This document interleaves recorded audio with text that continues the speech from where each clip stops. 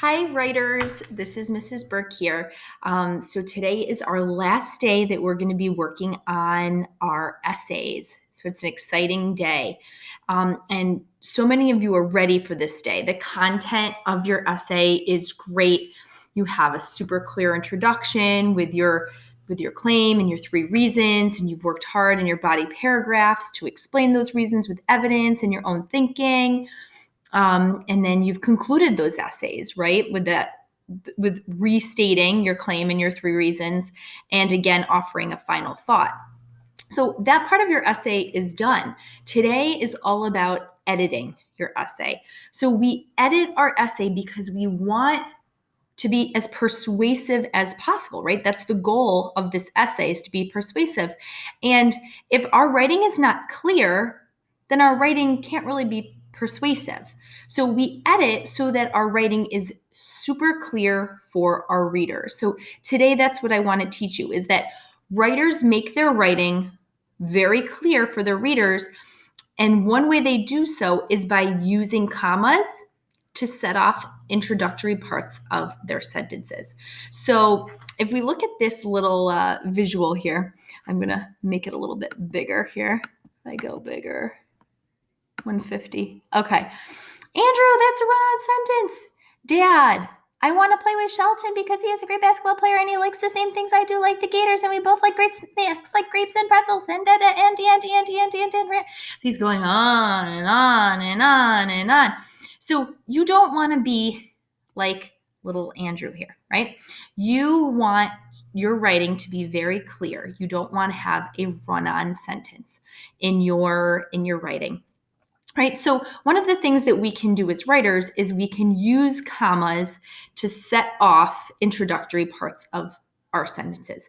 So right here, I've listed a few different resources for you on run-on sentences. And the one that we're going to watch together is a brain pop, because this one really nicely explains run-on sentences and what you can do as an editor to fix it. Here we go. Hopefully this works. Here I go. Oh, I'm still in here, aren't I? Here we go.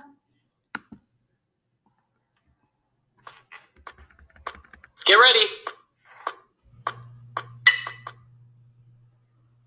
Go. Of course it's sweaty. I just ran a mile. Now it's your turn. Dear Tim and Moby, my teacher says I use run-on sentences. What are they and how can I correct them? From Scott. Run-on sentences are sometimes hard to catch. They seem like they're grammatically correct. Yes, that was a run-on sentence. Well, I did it on purpose. A run-on sentence happens when 2 or more sentences are written as though they were one. It doesn't have to be a long sentence to be a run-on. You just need 2 complete thoughts, each worthy of its own sentence, smushed together to make one. For example, that girl is running fast. She's not slowing down. That girl is running fast is a sentence on its own. So is she's not slowing down. Right now, our sentence is a run-on. There are a few ways to fix it. We can make it into 2 sentences separated by a period. That girl is running fast. She's not slowing down. We can separate the sentences with a semicolon instead of a comma. That girl is running fast. She's not slowing down. So do you see what they did there? That girl is running fast up here. She's not slowing down. Each one of these is a sentence on its own. It shouldn't be separated by the comma there, right? So they're saying that you have 2 options of how to fix this run-on sentence. You could either, that girl is running fast could be its own sentence, period. She's not slowing down, exclamation part. Or we have this option of putting a semicolon in there, right?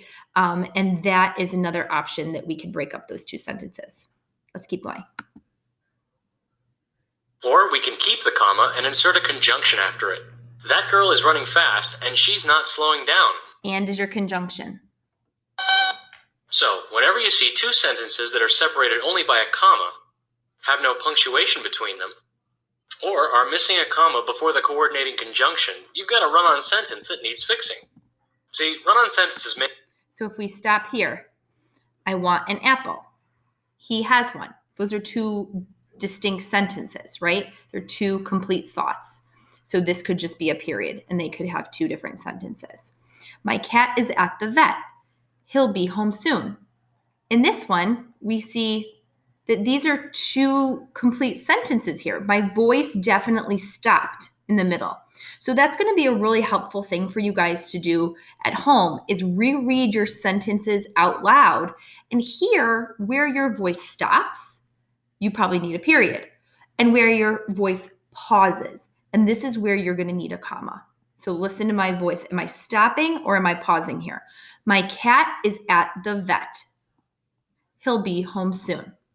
You probably heard me stop right there, right? So that indicates I need a period.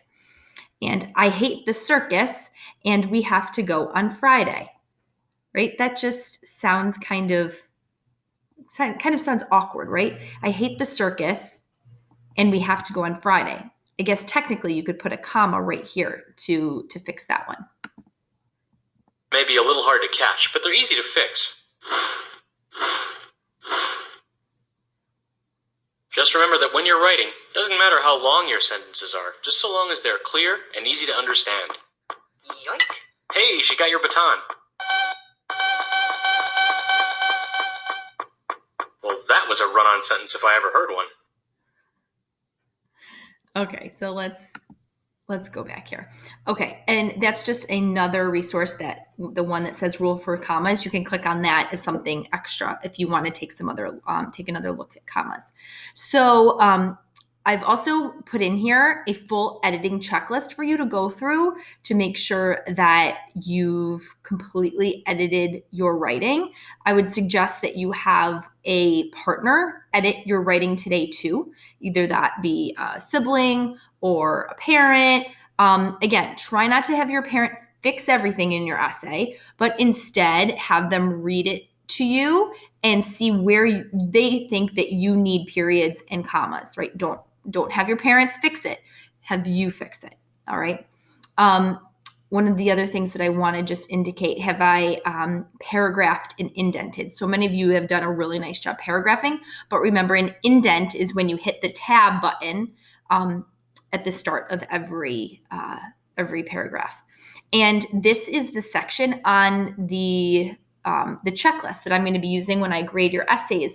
So this right here under punctuation, I use commas to set off introductory parts of sentences. I used a variety of punctuation to fix run-on sentences, and I use punctuation to cite my sources. Those are three of the things that I'm going to be looking for in order to grade your essays. And then over here, this is really the sixth grade way of using punctuation by using dashes and colons and semicolons, some of that we looked at in the Brain Pop video. So if you want to try using a semicolon, right, that would be a great way to start. So let's go back to Bobby Baggy's essay. And I've already highlighted some sentences that I feel really could use some punctuation, right? And so I spoke earlier about how sometimes you're going to notice that your voice pauses and sometimes you're going to notice that your voice stops. And those pauses are where you need to put your comma. So, for example, in putting plastic in its place, it states that 9 out of 10 Americans reuse plastic bags. So, I don't know if you heard this, but right here, I heard my voice pause there. And I heard it pause because I was reading nice and slowly, right? That's the only way I'm going to catch these. If I don't want to race through reading my essay, I want to make sure that I'm reading them nice and slowly. So I'm going to put my comma there. So for example, in putting plastic in its place, I heard another pause, comma. It states that 9 out of 10 Americans reuse plastic bags. Perfect, okay? So now let's go down here. I think we also need some commas. If we banned plastic bags, all those people would lose their jobs. Did you hear my voice pause in the middle there? Try to find where you think I should put my comma. I think you guys see it here. After the plastic bags. If we banned plastic bags, right, that's my introductory clause there, comma, all those people would lose their jobs, okay? According to putting plastic in its place, 30,000 people have jobs in plastic bag manufacturing. Don't I need a comma there too because my voice paused, right? So the very, very, very helpful way of trying to figure out where you need that comma is by rereading your essay and thinking, where does your voice pause? That's where you need those commas. You're going to know where your voice stops. That's where you need your period and you're starting a new idea. Okay. So writers, today is your last day to be working on these essays. Okay. Most of you are in phenomenal shape and you're doing so great. So again, these are due Wednesday morning at 8 a.m., right? And we should be having our 5 paragraphs in our essay, introduction, 3 body paragraphs, and a conclusion. Okay. So if there's any questions that you have tomorrow or you want me to look something over, please leave me a comment on the side of your essay. And I will be able to look it over for you and give you some extra feedback. Okay, make sure you're checking the feedback that I've left for you.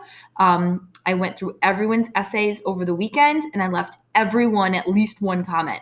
So everybody should be looking at what I left for you and fixing at least 1 or 2 things in addition to this editing that we're doing today.